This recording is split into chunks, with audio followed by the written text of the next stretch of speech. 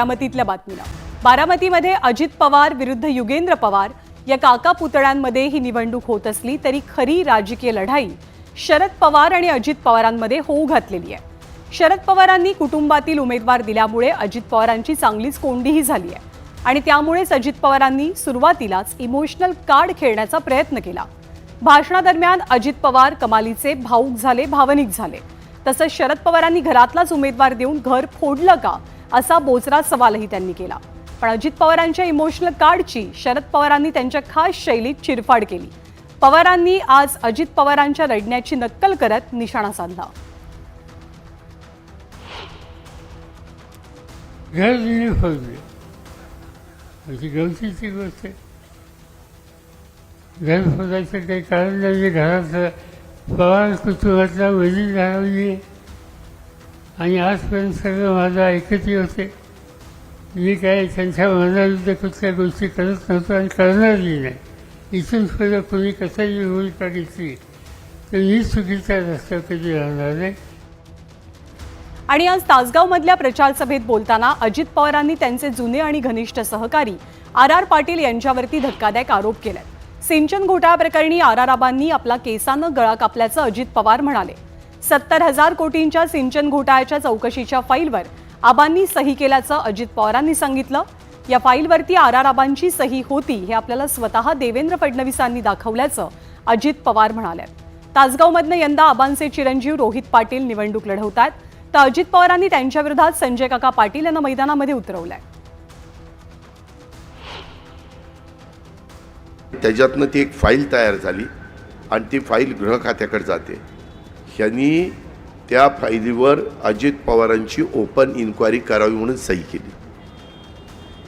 केसांनी गाळा कापायचे धंदे आहेत राव। आणि मला हेही माहीत नव्हतं। नंतर राष्ट्रपती राजवट आली, आपण पृथ्वीराज बाबाचा पाठिंबा घेतला काढून, सरकार गेलं, राष्ट्रपती राजवट।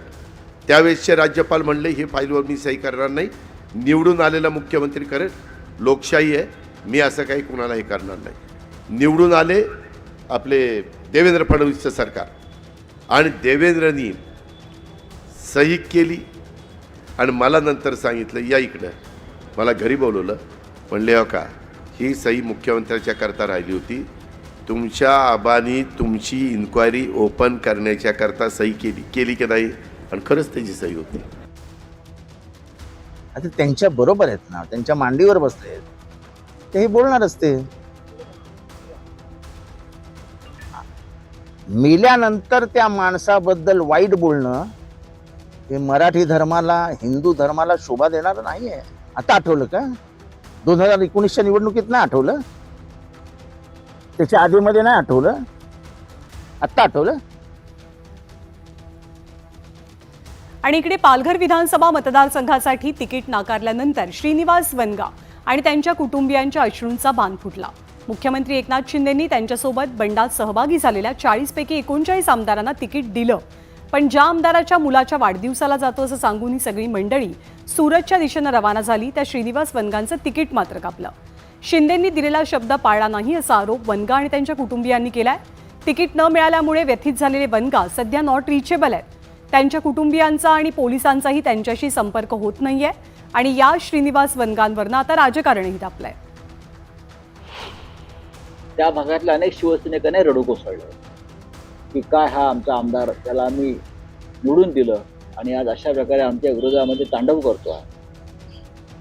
आता ही कर्माची फळं असतात, ती अनेकांना भोगावी लागते, फक्त एकनाथ शिंदेनाही भोगावे लागते, लक्षात घ्या। 26 तारखेनंतर एकनाथ शिंदेना सुद्धा रडू कोसळलं। 26 तारखेनंतर एकनाथ शिंदे सुद्धा तुम्हाला ज्या भूमिकेत वनगा आहेत त्याच भूमिकेत तुम्हाला एकनाथ शिंदे आणि त्यांचे लोक रडताना दिसतील, मार्क माय वर्ड। आणि राष्ट्रवादी काँग्रेस पक्षाचे नेते नवाब मलिकांनी शिवाजीनगर मानखूर विधानसभा मतदारसंघातनं आज आपला उमेदवारी अर्ज दाखल केला। अगदी शेवटच्या क्षणी राष्ट्रवादीनं त्यांना एबी फॉर्म देऊन सस्पेन्स मिटवला। मलिकांच्या अपेक्षेप्रमाणे त्यांना अखेरच्या क्षणी एबी फॉर्म मिळाला आणि आता पक्षाचे अधिकृत उमेदवार म्हणून ते निवडणुकीच्या रिंगणात आपल्याला दिसतात। या मतदारसंघातनं आपला विजय निश्चित आहे असा दावाही नवाब मलिकांनी केलाय। पण मलिक यांच्या उमेदवारीला भाजपकडनं मोठा विरोध होता, पण तरी सुद्धा दादांनी ही उमेदवारी मलिकांच्या पदरात टाकली। आता नवाब मलिकांच्या अधिकृत उमेदवारी संदर्भात आशिष शेलार यांनी भाष्य केलंय. मलिकांचा प्रचार करणार नसल्याचं त्यांनी स्पष्ट केलंय.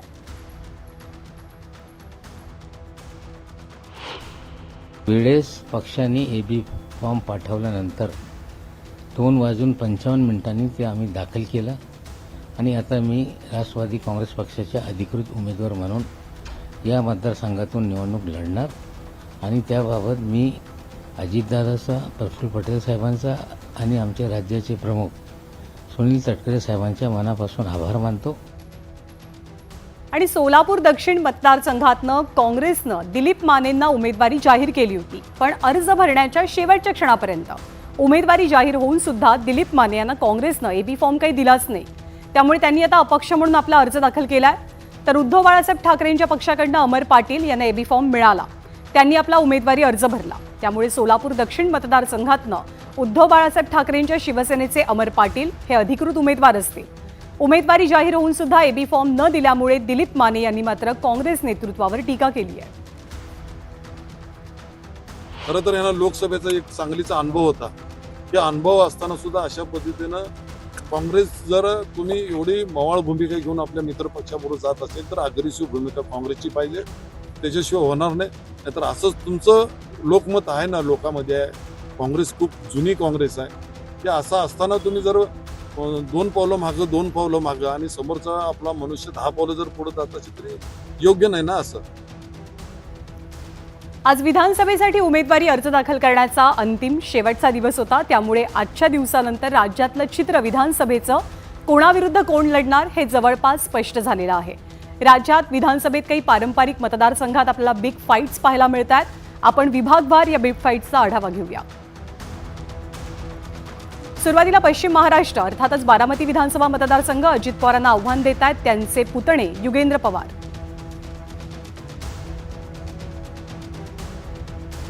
आंबेगाव विधानसभा मतदारसंघ दिलीप वळसे पाटलांना आव्हान असेल राष्ट्रवादी काँग्रेस शरदचंद्र पवार पक्षाच्या देवदत्त निकम यांचं. इंदापूर राष्ट्रवादी विरुद्ध राष्ट्रवादी दत्तात्रय भरणे अजित पवारांकडनं लढतील. शरद पवारांकडनं हर्षवर्धन पाटील. हसन मुश्रीफ कागल विधानसभा मतदारसंघ त्यांना आव्हान देणारे तुतारी चिन्हावरनं समरजित घाटगे. तासगाव कवठे महांकाळ पुन्हा तुतारी विरुद्ध तुतारीचा सामना. संजय काका पाटील यांच्या विरोधात आहेत रोहित पाटील तुतारी चिन्हावरनं. बार्शी विधानसभा मतदारसंघ शिवसेना विरुद्ध शिवसेना अशी लढाई.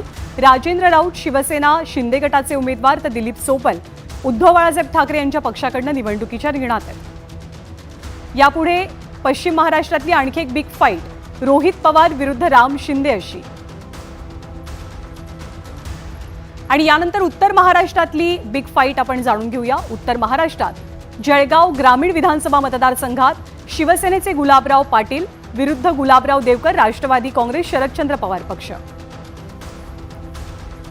चाळीसगाव विधानसभा मतदारसंघ मंगेश चव्हाण भाजपचे विरुद्ध शिवसेनेचे उन्मेष पाटील.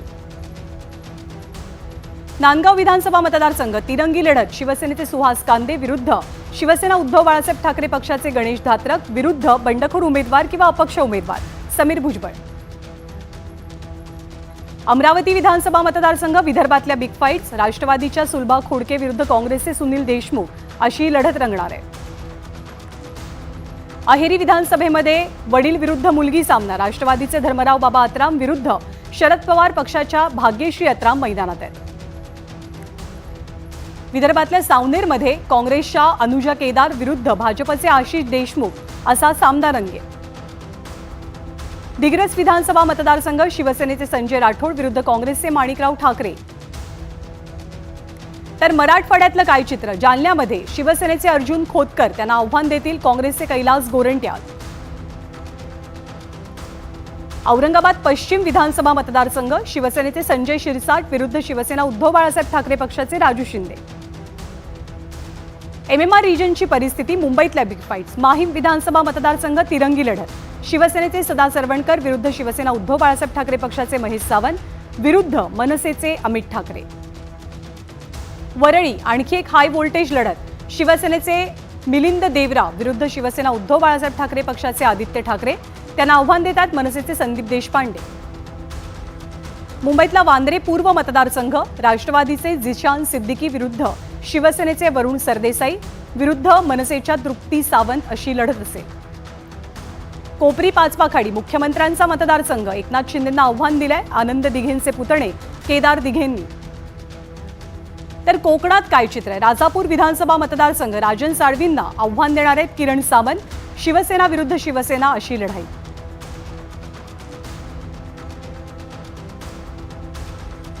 तर कुडाळ मालवण मतदारसंघातही शिवसेनावरचे शिवसेना अशी लढत. निलेश राणे यांना आव्हान देतात वैभव नाईक. सावंतवाडी विधानसभा मतदारसंघ, दीपक केसरकर विरुद्ध राजन तेली असा शिवसेना विरुद्ध शिवसेना सामना पाहायला मिळेल. तर राज्यभरातल्या बिग फाईट्स आपण पाहिला. इकडे काँग्रेसचे प्रदेशाध्यक्ष नाना पटोले यांनी पक्षाची तिकीटं विकली असा गंभीर आरोप उमरखेडचे माजी आमदार विजय खडसेंनी केलाय. खडसे यांनी काँग्रेसकडनं उमेदवारी न मिळाल्यामुळे मंगळवारी अपक्ष म्हणून आपला उमेदवारी अर्ज दाखल केला आणि या संदर्भात नाना पटोलेंशी संपर्क साधला असता संपर्क होऊ शकलेला नाहीये. उमरखेड मतदारसंघातनं 2009च्या निवडणुकीत खडसे हे काँग्रेसच्या तिकिटावर विजयी झाले होते. त्यांनी या मतदारसंघातनं उमेदवारी मिळवण्यासाठी पक्षाकडे अर्जही केलेला. सर्वेक्षणामध्ये आपण अव्वल स्थानी होतो असा दावाही त्यांनी केलेला आहे. भ्रष्टाचारी आणि पक्षाबाहेरच्या व्यक्तींना उमेदवारी न देण्याचं बजावलेलं होतं, पण पटोलेंनी हे सारे निकष गुंडाळून बाजूला ठेवले आणि तिकीटं विकली असा गंभीर आरोप खडसेंनी केला.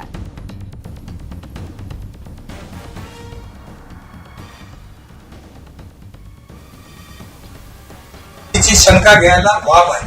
विदर्भामध्ये ज्या काही जागा आहे, खरं तर 21 माणसांनी या ठिकाणी उमेदवारी मागितली.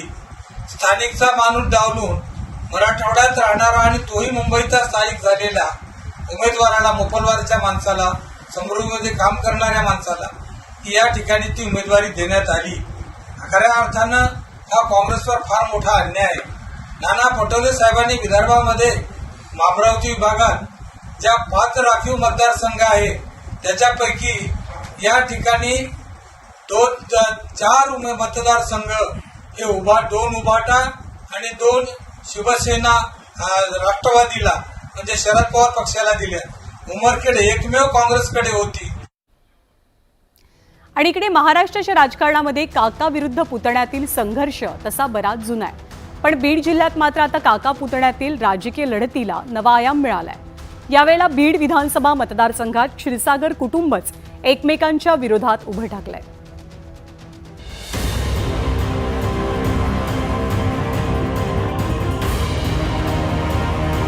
यंदा विधानसभा निवडणुकीत बीड जिल्ह्यातलं राजकारण प्रचंड तापलंय.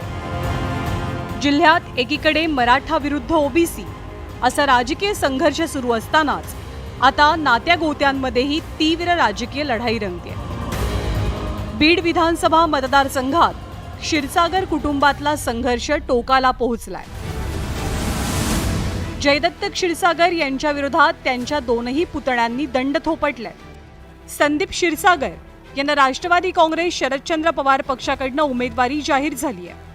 तर काका आणि माजी मंत्री जयदत्त क्षीरसागर यांनी संदीप विरोधात अपक्ष म्हणून उमेदवारी अर्ज भरलाय. त्याचवेळी राष्ट्रवादी काँग्रेसनं जयदत्त क्षीरसागर यांचे दुसरे पुतणे डॉक्टर योगेश क्षीरसागर यांना काका आणि भावाविरोधात थेट मैदानात उतरवलंय. त्यामुळे बीड विधानसभेत काका पुतण्यात दुरंगी नाही तर तिरंगी लढत रंगल्याचं चित्र आहे. विशेष म्हणजे या तिघांपैकी कुणीही माघार घेण्याच्या मानसिकतेत नाही. आमचे उद्योग तुम्ही पाहिलेत, आमचे कामं तुम्ही पाहिलेले, त्यामुळे ठामपणे तुम्ही सोबत राहा. जिंकण्याचे कॅल्क्युलेशन आमच्या डोक्यात आहे. एक मत हे बीडच्या विकासासाठी लागेल एवढा मी आज शब्द तुम्हाला देतो. 2019 सालीही बीड विधानसभेत काका जयदत्त क्षीरसागर आणि त्यांचे पुतणे संदीप क्षीरसागर यांच्यात थेट लढत झाली होती, ज्यात राष्ट्रवादी काँग्रेसचे उमेदवार असलेल्या संदीप यांनी त्यावेळचे शिवसेना उमेदवार असलेल्या जयदत्त क्षीरसागर यांचा 1984 मतांनी पराभव केला होता. माजी मंत्री असलेले जयदत्त क्षीरसागर यावेळी मात्र निकाल बदलण्याच्या इराद्यानं मैदानामध्ये उतरतायत. यावेळी पराभवाचा बदला घेणारच असं म्हणत जयदत्त क्षीरसागरांनी दोनही पुतण्यांना इशाराच दिलाय. नाही, मला तर हे आव्हान वाटत नाही. मला हे लोकांनी ज्या प्रकारे विश्वास व्यक्त केला आहे आणि जे भोगलं आहे गेल्या 5 वर्षामध्ये, जे अनुभवलं आहे, त्यातनं लोकाला याची जाणीव झाली की आपण कुठतरी कमी पडलो, आपण व्यक्त व्हायला कमी पडलो आणि व्यक्त व्हायची लोकशाहीमधली ही नामी संधी आहे. काका आणि भाऊ दोघेही विरोधक म्हणून मैदानामध्ये असताना संदीप क्षीरसागर मात्र आपल्या विजयाबद्दल कमालीचे निश्चिंत आहे. मला असं वाटतं की त्यांना कुणी कोणत्या पक्षामध्ये मला वाटतं एंट्रीच राहिली नाही, हा सगळ्यात महत्त्वाचा विषय. म्हणून का त्यांनी ती विश्वासार्हता इतक्या दिवसापासून जेवढे पक्ष बदललेत ती त्यांनी गमावलेली आहे. आता हा तो त्यांचा विषय, त्यांनाही शुभेच्छा आहे. बीडमध्ये क्षीरसागरांच्या घरातला वाद सर्वश्रुत आहे. क्षीरसागर सगळे सोयरे एकमेकांचे सख्खे नातेवाईक तर पक्के राजकीय वैरी आहेत. त्यामुळे क्षीरसागर विरुद्ध क्षीरसागर या लढाईमध्ये बाजी कोण मारतं याकडे अवघ्या महाराष्ट्राचं लक्ष लागलं. Bureau report, news 18 Lokmat. आणि या बातमीनंतर